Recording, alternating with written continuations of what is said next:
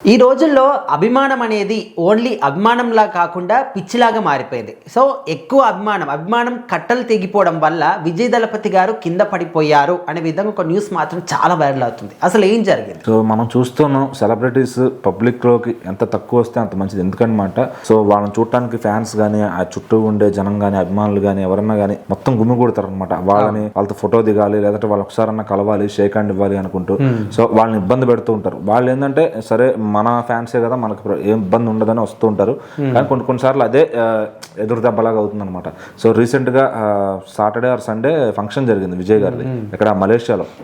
ఆయన తీయబోతున్న last cinema అని చెప్పారనమాట. సో జననాయకన్, తెలుగులో జననాయకుడు పేరుతో రిలీజ్ అవుతుంది ఆ సినిమా.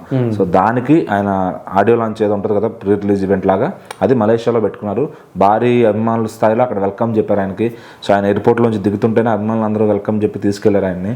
సో స్టేజ్ పైన స్పీచ్ కూడా అదరగొట్టారు అనమాట. అండ్ నేను ఇంకో 30 ఏళ్ళు రాజకీయాల్లోనే ఉంటాను, సో ఇక్కడ రాబోయే నా ఒప్పుకున్నంత వరకు రాజకీయాల్లోనే సినిమా ఇదే ఆఖరి సినిమా అని చెప్పేసాడు ఆయన. సో ఆయన స్టేట్మెంట్ ఇచ్చాడు. అది అయిపోయిన తర్వాత సో మరి ఆయన రిటర్న్ వస్తూ ఉండగా మేబీ ఎయిర్పోర్ట్ ఆ ఫంక్షన్ హాల్ బయట ఒక విజువల్ అయితే వచ్చిందనమాట. ఆయన బయటకు వస్తుంటే జనాలు గుమ్మిగూడిపోయి ఆయనతో ఫోటోలు దిగాలనే తొందరలో ఆయన ఎమ్మట పడుతూ ఆయన కారు ఎక్కబోతుంటే ఆయన తోసేశారు అనమాట. ఎట్లా అంటే లైక్ ఎక్కువ మంది జనం అయిపోయి ఆయన తోసేశారు. ఆ కారు ఎక్కే దగ్గర కింద పడిపోయాడు ఆయన. అంటే లైక్ స్లిప్ అయ్యి పడిపోవడం లాగా. అలా పడిపోవడం ఏంటంటే దెబ్బలేం తగలేదు, బట్ ఏంటంటే ఆయన కూడా తప్పల. మనం చూసాం ఇక్కడ నిధి అగర్వాల్ గారిని ఇబ్బంది పెడితే ఎట్లా ఫ్యాన్స్ పంపించారు. సో ఇంకా అంతకన్నా దారుణంగా పడిపోయారు విజయ్ గారు. సో మళ్ళీ ఆయన ఎమ్మటనే లెగిసి దులుపుకునేసి కారుకి వెళ్ళిపోయారు అనమాట. అంటే ఇంతకు ముందు ఇట్లాంటివి ఉన్నాయో లేవో తెలియదు, కానీ లాస్ట్ ఇయర్ ఎండింగ్ ఎప్పుడైతే పుష్ప 2 వచ్చిందో అప్పటి నుంచి ఇలాంటివన్నీ కూడా ఎక్కువ అవడం, అన్నీ కూడా పెద్ద ఇష్యూలు అవడమే మనం చూస్తున్నాం. అంటే అభిమానుల వల్లనే అవుతుందా లేకపోతే ఏంటి ఇదంతా? అది సెలబ్రిటీలకు వాళ్ళు చాలా జాగ్రత్తగా ఉండాలి. ఎందుకంటే వాళ్ళు ఏం చేయరు, వాళ్ళని ఎవరేం చేయరు, వాళ్ళ చుట్టూ 10 మంది ఉంటారు, ఫ్యాన్సే కాపాడుకుంటారు. బట్ ఏంటంటే వాళ్ళ కోసం వచ్చే వాళ్ళ గురించి ఎవరు ఆలోచించరు. ఇప్పుడు నేనే ఉంటా, ఫర్ సపోజ్ నా హీరో కోసం ఎగబడి వెళ్తా, నా హీరో నన్ను చూస్తాడు లేదు. అంటే ఆ సినిమా కన్నా ముందు కూడా ఇప్పుడు బాహుబలి కానీ, త్రిబుల్ కానీ అవి కూడా ఆస్కర్ లెవెల్లో అంటే ఆ రేంజ్ పోయినాయి. మరి అప్పుడు కూడా ఇట్లాంటి ఇష్యూస్ అదే. ఇప్పుడు కాలం అనేది మన చేతిలో లేదు. ఏ సెకండ్ ఏం జరుగుతుందో, ఇప్పుడు మనం కూర్చుని చోట కూలబడిపోతామో కూడా తెలియదు మనకి. బిల్డింగ్ పడిపోవచ్చు. సో ఏంటంటే ఎప్పుడు ఏం జరుగుతుంది అనేది అన్ని సెకండ్స్లో జరిగిపోతాం. మనం ఎన్నో వందల వీడియోలు చూస్తున్నాం, వేల వీడియోలు చూస్తున్నాం.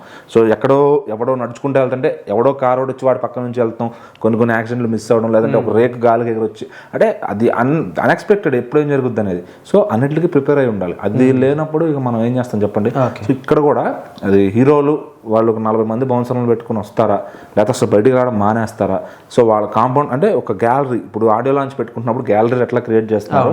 సో వెళ్ళే దారి కూడా అంటే హీరో వచ్చాడు వెళ్ళాడు అంతే, వాళ్ళు కనిపించాడు చెయ్యిబడి వెళ్ళిపోవాలి అంతవరకు. అంతేగాని హీరో చుట్టూ జనం అంటే వాళ్ళకి కూడా కొంచెం పబ్లిసిటీ పిచ్చి ఉంటుంది, కనపడకుండా వాళ్ళ పిఆర్ల ద్వారా జరగనివ్వండి ఏదన్నా కానీ, అది కొంచెం తగ్గితే దానికి రిస్ట్రిక్షన్స్ అనేవి ఎవరన్నా పెడితే బాగుంటుంది. పోలీస్ డిపార్ట్మెంట్ వాళ్ళు సో ఈ దారిలోనే రావాలి హీరో, ఈ దారిలోనే వెళ్ళాలి హీరో అని ఒక సపరేట్ దారి పెట్టేస్తే అప్పుడు ఎవరు దూకడం కానీ చేయడం కానీ ఏం చేయరు, అలా కంట్రోల్లో ఉంటారు. వాళ్ళు గ్రిల్స్ పెట్టేశారు అనుకోండి, కొంచెం కంట్రోల్ చేయొచ్చు ఇంత దగ్గరికి వెళ్ళేదానికన్నా కూడా. మరి మలేషియా కాబట్టి అక్కడే అలా జరిగిందంటే మన రాష్ట్రాల్లో ఇంకెలా వస్తారు హీరోలు చెప్పండి. అట్లా ఏంటంటే self control first hero side ఉండాలి, తర్వాత డిపార్ట్మెంట్ సైడ్ నుంచి ఆయనకు ఒక మంచి దారి కల్పించాలి. సో ఎవరైతే అరేంజ్ చేస్తారో ఆర్గనైజర్స్ వాళ్ళు కూడా మంచి దారి ఇవ్వాలి, ప్రశాంతంగా పంపించాలి. అప్పుడు వచ్చిన వాళ్ళకి ఏం కాకుండా జాగ్రత్తగా వాళ్ళు వెళ్ళేలా ఏర్పాట్లు చేసుకోవాలి. లేకపోతే అసలు ఈవెంట్ పెట్టద్దు, సేఫ్టీ ఇవ్వలేనప్పుడు ఈవెంట్లు పెట్టకూడదు. అది హీరో తప్పనలేము, జనాలు తప్పనలేము, ఆర్గనైజర్స్ తప్పనలేము, అక్కడ అందరిది తప్పు అవుతుంది. అది